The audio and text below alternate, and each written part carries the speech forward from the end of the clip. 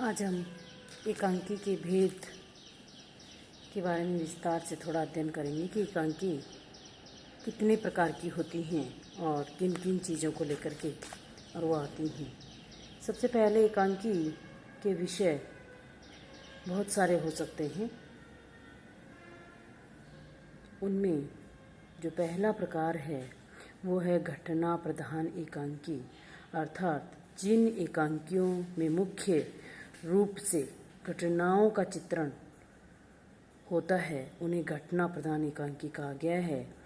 इस तरह की एकांकी में आपके सेठ गोविंदास राम कुमार वर्मा, जो कि आपके सिलेबस में उनके द्वारा लिखित उत्सर्ग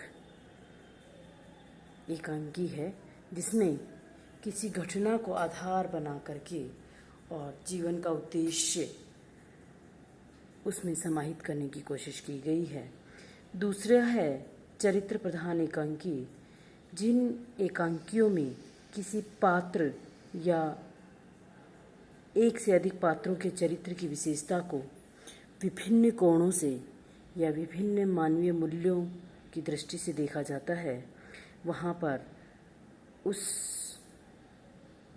व्यक्ति का व्यक्तित्व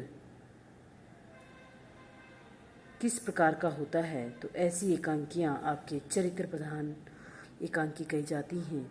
इसमें लेखक उन सूक्ष्म मनोभावों और अंतर्द्वंद्वों को, जो कि हमारे जीवन पर गहरा प्रभाव डालते हैं, का विश्लेषण करता है। इसमें आपके राम कुमार वर्मा भी आते हैं, उपेंद्र नाथ अश्क भी आते हैं, उदय शंकर भट्ट आते हैं। तीसरी है आपकी समस्या प्रधान एकांकी, अर्थात जब व्यक्ति कोई भी सामाजिक या राजनीतिक समस्या को केंद्र में रखकर एकांकी लिखता है, वह समस्या प्रधान एकांकी कही जाती है। इसमें आपके समाज में वो जो समस्या विकृत रूप से अपना रूप धारण कर लेती है या कोई राजनीतिक पृष्ठभूमि को लेकर के और कोई एकांकी लिखी जाती है, उसमें वो एकांकी जो है आपकी समस्या प्रधान एकांकी में आती है। इसमें आपके रांगे राघव, प्रभाकर माचवी, विष्णु प्रभाकर आदि इस विधा पर जो है लिखते हैं। चौथा है हास्य व्यंग्य प्रधान एकांकी, अर्थात आधुनिक एकांकीकारों ने अपने एकांकियों में अब वर्तमान समय में देखते हुए सामाजिक अंधविश्वास, कुरीतियाँ और बाह्य आडंबरों को और जीवन के खोखलेपन को खुले पर्दे पर अपनी व्यंग्यपूर्ण शैली में जब रखते हैं, तो ऐसी एकांकियाँ हमारे हास्य व्यंग्य एकांकियों में आती हैं। इसमें आपके डॉक्टर राम कुमार वर्मा का पृथ्वी का स्वर्ग, जगदीश चंद्र माथुर का रीढ़ की हड्डी आदि चर्चित एकांकियाँ हैं। पांचवा है ऐतिहासिक एकांकी, अर्थात इतिहास से संबद्ध कोई ऐतिहासिक घटना के आधार पर जब रचनाकार किसी काल विशेष को अपनी एकांकी में रखता है या उस समय विशेष को दिखाने की कोशिश करता है, तो वह एकांकी जो है ऐतिहासिक एकांकी में आता है। इसमें एकांकीकार की कल्पना से इतिहास वर्तमान संदर्भों से उठ करके पाठक दर्शकों को सम्मोहित कर लेता है और अर्थात वर्तमान जीवन से उसको जोड़ते हुए उस इतिहास को संबद्ध कर लेता है और फिर वह जो एकांकी होती है वह समाज पर गहरा प्रभाव छोड़ती है।